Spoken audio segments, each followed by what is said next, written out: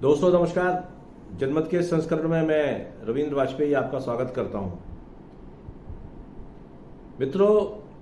देश की अर्थव्यवस्था के लिए एक बड़ी सुखद खबर है। कल समाप्त हुए अप्रैल माह में जो जीएसटी की वसूली हुई है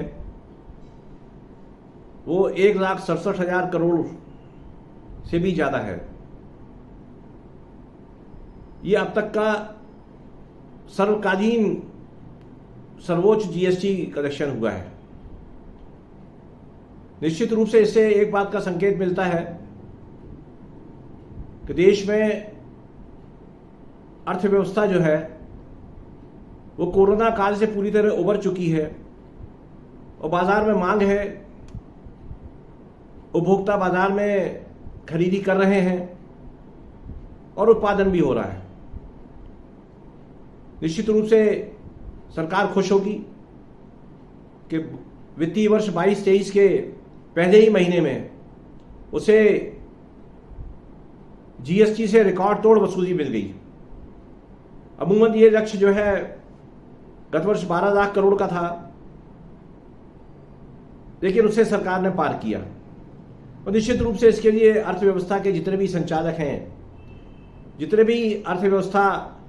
को चलाने के कारक हैं, वे सब बधाई के पात्र हैं। किंतु इसमें जो एक सबसे बड़ी बात यह है कि जीएसटी का ये जो कीर्तिमान स्थापित हुआ है, इसमें केवल सरकार की आर्थिक नीतियां या रिजर्व बैंक की जो ऋण नीति है वह अकेली जिम्मेदार नहीं है। इसका सबसे बड़ा श्रेय जो है वो देश की 135 करोड़ जनता को है।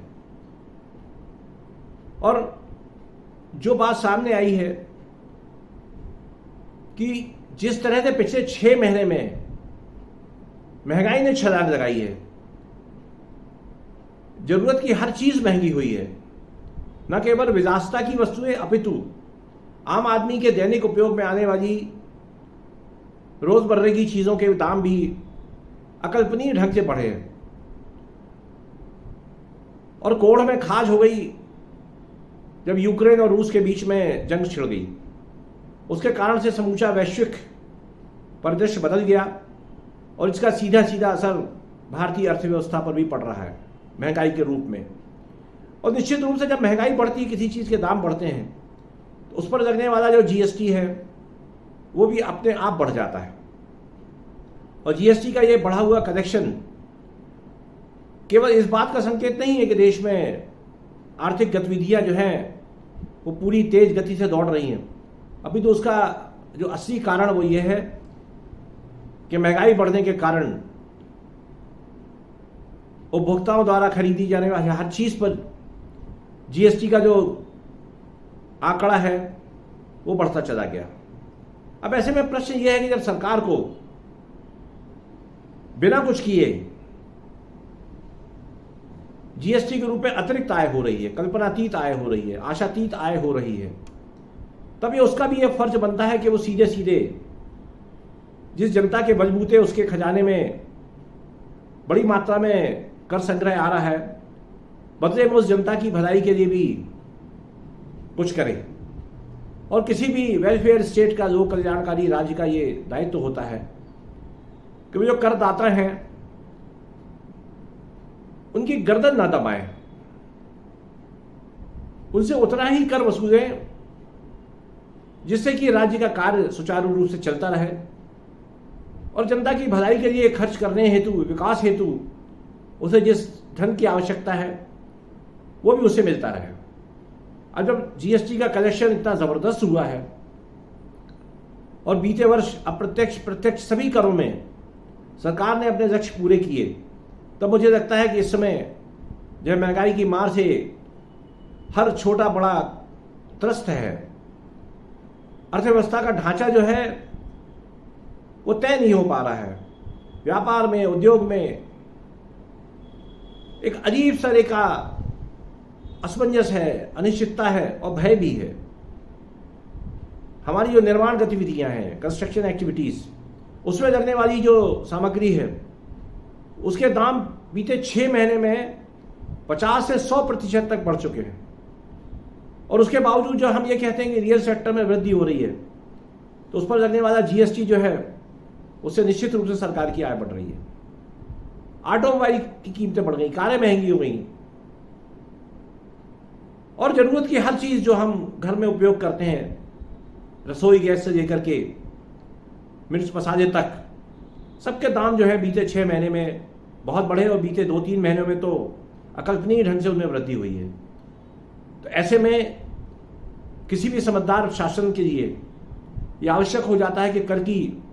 जो वसूली उसे जनता से प्राप्त हो रही है उसे सौजन्यतावश